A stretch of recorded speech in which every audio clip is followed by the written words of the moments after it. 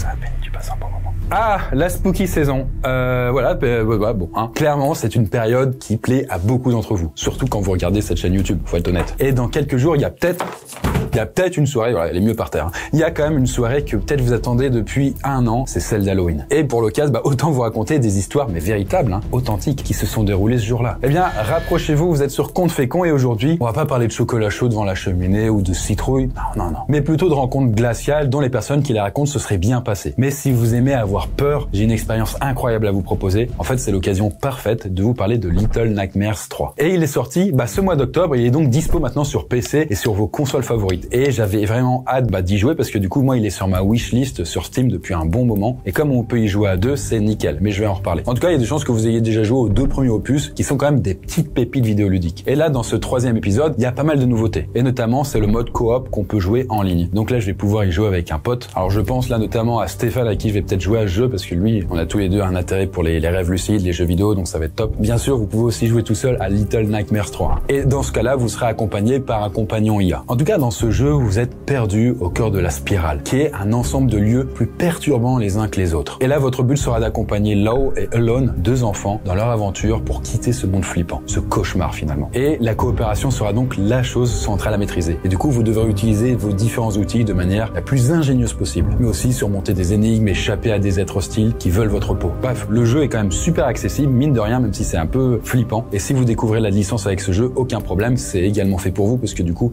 c'est très progressif. Du coup, si ça a titillé votre curiosité, vous pouvez vous procurer le jeu en cliquant sur le lien dans la description. Moi, en tout cas, je vais y jouer sur PC puisque comme je vous dis, ça fait un moment qu'il est dans ma wishlist, donc ça sera nickel. Et quant à nous, on retourne se faire peur avec des vraies histoires. Là, on est allé vous dégoter des témoignages sur Reddit, mais comme ça, on les a retranscrits, on a gardé le maximum de leur forme initiale pour pas les dénaturer. On a quand même rajouté des voix off pour que ce soit plus immersif. Et hop, voilà, roule ma poule comme on dit quoi. Hein. En tout cas, au programme du jour, on va voir un jogging qui prend une sale tournure, mais aussi une balade nocturne qui va virer au cauchemar. Et enfin, une chasse aux bonbons plus que glaçante.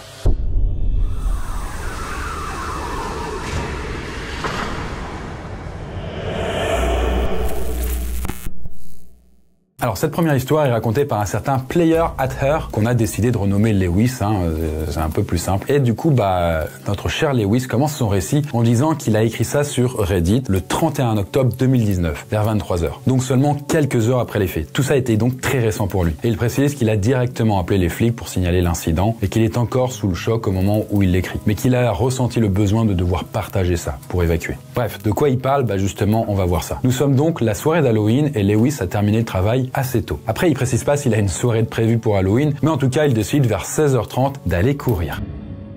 Et là, du coup, pour sa petite sortie, Lewis décide de ne pas emprunter son itinéraire habituel. Voilà, qui a tendance à traverser pas mal de routes. Il va choisir de se rabattre sur un petit sentier qui traverse les bois et qui est pas spécialement fréquenté. C'était un peu plus sympa pour Halloween, on se dit, voilà, pourquoi pas. Donc, rien à signaler pour les premières minutes de course. Et donc, Lewis va enchaîner les kilomètres et il commence tout doucement à rentrer chez lui. Mais c'est 6 kilomètres après être parti que tout va basculer. En fait, il nous précise qu'à ce moment-là, il longe un chemin avec un canal sur la gauche et il y a un terrain vague où se trouvaient des usines autrefois sur la droite. Et Lewis, il nous dit que ce terrain, il est à l'abandon depuis aussi longtemps qu'il s'en souvient, et que c'est envahi par les arbres et puis les mauvaises herbes. Mais bon, il reste quand même quelques vestiges d'une ancienne usine qui, pour une raison quelconque, n'a pas été démolie. C'est un urbex quoi en gros. Lorsque je suis arrivé à hauteur d'une partie de l'usine où se trouvaient encore de vieilles échelles métalliques d'évacuation, j'ai remarqué qu'un homme était assis sur le mur, les jambes pendantes. On va l'appeler Enzo pour que ce soit plus simple. Il s'est levé d'un bond en me voyant arriver et a crié quelque chose mais je n'ai pas compris ce qu'il disait. Lorsque je suis arrivé à sa hauteur, je l'ai entendu dire « Eh oh, attends, tu peux m'aider à retrouver mon téléphone ?»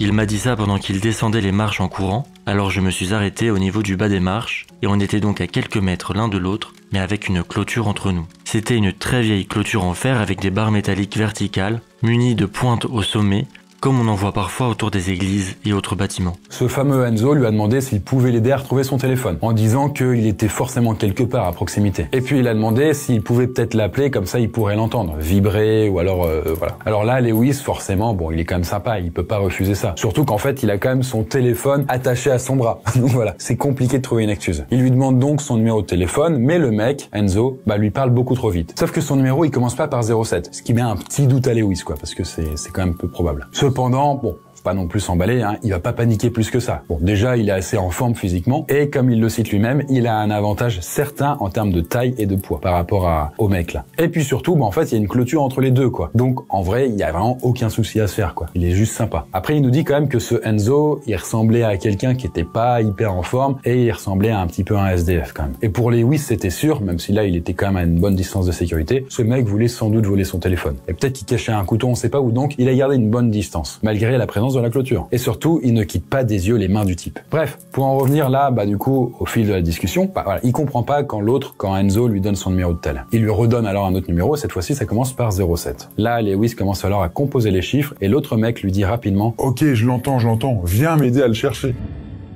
Bah non, c'est bon, tu l'entends, va le récupérer, mon gars. Mais le truc qui devient encore plus bizarre, c'est que Lewis n'avait pas fini de composer le numéro. Donc non, il pouvait pas l'entendre parce qu'il n'avait pas encore sonné. Et à ce moment-là, un homme noir, beaucoup plus grand, est apparu derrière un pan de mur à sa droite. Et lui aussi, il était plutôt négligé, et en jugé par son regard, il avait l'air vraiment drogué, quoi. Il est sorti de nulle part en disant qu'il entendait le téléphone sonner près de lui et m'a fait signe de passer par un trou dans la clôture pour l'aider à chercher. Enzo a alors dit « Ça sonne, n'est-ce pas ?» Et je lui ai alors répondu que oui, même si je n'avais pas encore composé les derniers chiffres. Et j'étais donc maintenant certain qu'ils essayaient de m'attirer de leur côté de la clôture. Après m'avoir fait signe 2 ou 3 fois de venir les aider, en insistant toujours sur le fait qu'ils pouvaient entendre la sonnerie, j'ai entendu l'autre homme dire un truc du genre « Il va pas tomber dans le piège », à voix basse, comme s'il pensait que je ne les entendais pas. Mais comme nous étions au milieu de nulle part, j'ai clairement compris ce qu'il avait dit.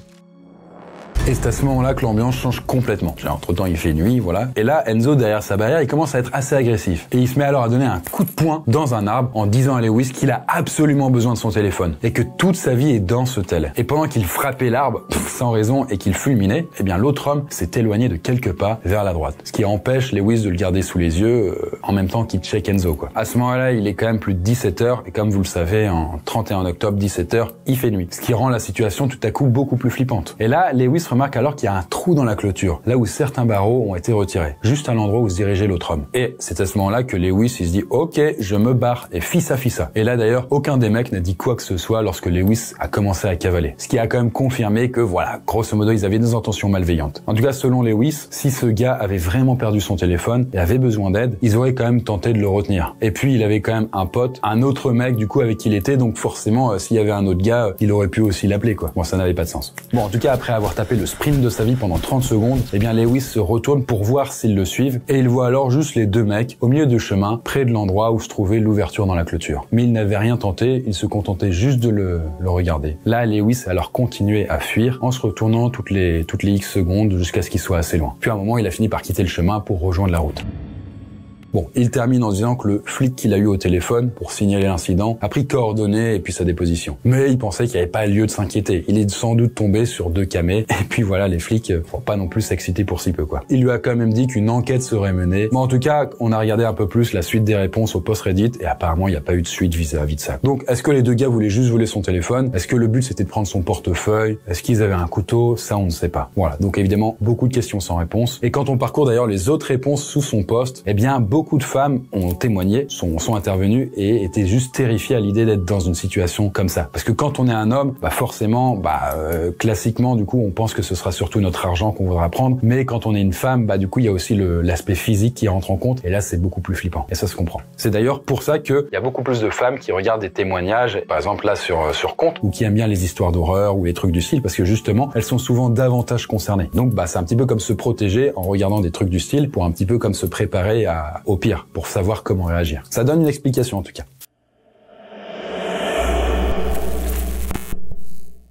Alors, pour cette deuxième histoire, là, je vais vous raconter l'histoire d'Esteban. Alors, on n'a pas trop d'infos, on va juste l'appeler comme ça. Et là, comme d'hab, il y a un petit peu de contexte. En fait, alors qu'il avait 21 ans, il vivait avec ses 2 amis, Bruce et Holly. Là, c'est les vrais prénoms qu'il donne. Et le petit groupe habite dans une petite maison, dans un quartier résidentiel, plutôt sympa, quoi, et familial, en périphérie d'une grande ville. Et en fait, l'un des potes avec qui il vit, qui s'appelle Holly, c'est le propriétaire de la baraque où ils vivent, et lui, il occupe la chambre principale au rez-de-chaussée, alors que Bruce a l'autre chambre du rez-de-chaussée. Et la chambre d'Esteban, elle était située au sous-sol et il était presque entièrement aménagé. Ce qui était du coup génial pour lui parce que ça lui permettait d'avoir une bonne intimité. Bon, globalement, il avait son propre espace de vie et ça lui permettait d'être un petit peu à part, même s'il aimait vivre avec ses potes. Bon. Esteban nous dit que Bruce et lui sont des grands fans d'Halloween et de l'automne en général. Cependant, comme maintenant ce sont des adultes avec des emplois du temps, c'était quand même un peu compliqué pour eux de fêter Halloween comme beaucoup de leurs potes. Et de fait, en fait, cette année-là, ils ont décidé de rester chez eux, de regarder des films d'horreur dans la chambre, au sous-sol et de passer un bon moment ensemble. Après avoir regardé quelques films, on a un peu commencé à s'ennuyer. Il était environ 23h, les gosses qui demandaient des bonbons étaient rentrés, et la plupart des gens se couchaient, sachant qu'ils devaient travailler le lendemain matin. On a alors décidé que ce serait une bonne idée de faire une petite promenade avant d'aller dormir. Il y avait quelque chose de particulier dans l'air ce soir d'Halloween. C'est comme lorsque vous partez en vacances en Floride et que la brise nocturne a une odeur et une sensation un peu différente. C'est ça Halloween. C'est nostalgique, et ça peut presque procurer un sentiment d'euphorie. Alors qu'on commençait à marcher dans le quartier calme et désert, on s'est approché du parc. Alors c'est un parc qu'Esteban avait déjà traversé des dizaines de fois, donc un petit parc au milieu du quartier, rien de spécial quoi. Il y avait une entrée principale, avec une rue plus passante, et une entrée arrière depuis leur rue. Et l'entrée arrière, donc de leur côté, était couverte de nombreux arbres avec une petite zone boisée. Bref, à environ 30 mètres de l'entrée, il y avait 3 terrains de baseball et un terrain de basketball. Le duo est entré par l'accès arrière dans la zone boisée, où il faisait presque noir complet. En fait, seule une faible lueur orange qui provenait du lampadaire parvenait en fait à percer la pénombre à travers les arbres. Et là, alors qu'Esteban et Oli traversent la zone boisée, ils se figent d'un coup. En fait, les deux ont l'impression d'apercevoir un gars au bout du sentier. Sauf que la silhouette est complètement immobile et il fait tellement sombre qu'ils ne peuvent même pas être sûrs à 100% de ce qu'ils voient. Et du coup, là-bas, Esteban lance un « Hey !» pour avoir une réponse, mais rien du tout. Là, il suggère alors à son pote de faire un demi-tour, parce que le gars au fond, il est un peu louche. Mais Bruce, lui, ça va, il a pas trop peur, il a envie d'aller plus loin. Ce qui étonne quand même un peu Esteban, vu que c'est pas le mec le plus courageux du groupe. Et donc, il continue à se rapprocher doucement et il remarque que oui, c'est bien un homme qui est debout là-bas. Et le gars est totalement immobile avec les deux mains dans les poches avant son sweat, à capuche, la tête baissée vers le sol. Bon, on essaye de pas paniquer, mais c'est déjà foutu. Et on décide alors de reculer lentement pour rejoindre la rue et notre maison en évitant toute confrontation. Mais avant qu'on puisse bouger, on a entendu un bruit à côté de nous, venant des deux côtés. En essayant de focaliser notre regard dans l'obscurité, on a alors vu deux silhouettes se dirigeant vers nous à travers les bois. Et contrairement au premier homme, ces personnages s'approchaient. J'aimerais pouvoir expliquer la sensation que j'ai ressentie à ce moment-là. C'est comme le vide qu'on ressent quand un policier s'arrête derrière vous, gyrophare allumé, mais 100 fois pire. L'instinct de survie a alors pris le dessus.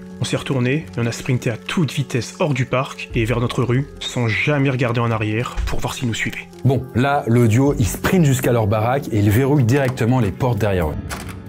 Là, ils filent directement au sous-sol et ils éteignent les lumières tout en gardant un petit œil sur la rue à travers la fenêtre. En fait, ils voulaient savoir s'ils avaient été suivis et donc s'il y avait un danger. Donc après, est-ce que c'était juste une blague de leur connaissance? En tout cas, ils ont attendu une demi-heure, terrés comme des lapins, avant de se dire qu'il y a rien à craindre et qu'il faut quand même penser à aller dormir. C'est fou quoi, comment les êtres humains ils réagissent comme des animaux dès qu'il y a de la peur. Parce que du coup, des lapins ils réagiraient pareil quoi. Bref, vers 2h30 du matin, c'est Bruce, le troisième coloc, donc qui réveille Esteban. En fait, Bruce pensait avoir entendu quelque chose à l'extérieur de sa chambre. Et donc là, il a demandé à notre protagoniste, Esteban, d'aller voir. Et à sa grande surprise, il voit une citrouille posée sur leur cour arrière.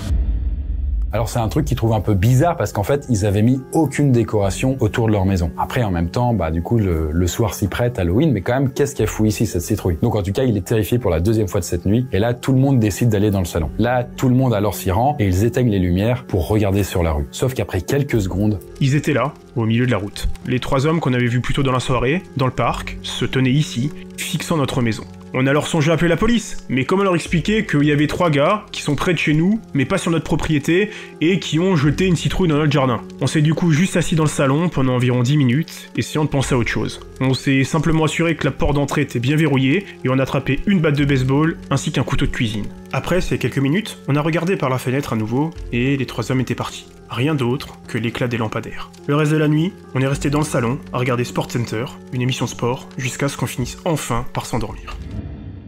Voilà, la soirée et même la nuit se passent et le petit matin pointe le bout de son nez. Bon là, le trio est quand même encore un petit peu sous le choc et ils s'accordent quand même sur le fait qu'ils ont subi sans doute une mauvaise blague d'Halloween. Et que voilà, c'est bon, c'est pas grave, il faut juste passer à autre chose. Et du coup, pour terminer sur ça, en fait, quand Esteban arrive au niveau de sa voiture, il y voit un mot sur son pare-brise qui disait « Joyeux Halloween » avec un autocollant de visage souriant. Mais ça, c'était pas le plus inquiétant. En fait, ce qu'il a lu ensuite, c'est ça qui lui a mis vraiment froid dans le dos. Parce que il y avait un mot qui disait « PS, heureusement que vous avez verrouillé vos portes ». Donc, qu'est-ce qui aurait pu se passer passé cette nuit-là? Est-ce que c'était pas juste 3 gars qui se sont dit, putain, pour Halloween, on va en faire flipper quelques-uns, on va leur faire monter en épingle tout ça, et les gars, ils vont paniquer, ils vont publier sur Reddit, et puis il va y avoir un Français qui va en faire une vidéo et qui finit par être vu par des centaines de milliers de personnes. On sait pas du coup si c'est pas au final tout ça. C'est possible, c'était quand même Halloween, faut quand même pas l'oublier. Après, si les gars, du coup, ils avaient vraiment une intention premier degré de faire des horreurs chez eux, là, c'est quand même un peu plus chiant, quoi. Mais c'est vrai que pour Halloween, c'est quand même difficile de différencier les deux. Bref, pour notre troisième et dernière histoire, là, on va causer d'une fille qu'on va appeler Kelly. En fait, elle commence par nous dire qu'Halloween a toujours été l'une de ses nuits préférées de l'année. Que ce soit les origines païennes, les chasses aux bonbons, les films ringards ou même les déguisements, elle aime tout ce que ça incarne. Donc voilà, une soirée d'Halloween, comme beaucoup d'autres, et comme les éditions précédentes, elle a décidé de partir à la chasse aux bonbons. J'avoue que ça, en France, c'est un petit peu un truc qui manque, quoi. C'est dommage qu'il n'y ait pas ça. Alors, elle nous dit pas quel âge elle a, mais bon, elle avoue quand même, elle est peut-être un peu vieille pour ça, quoi.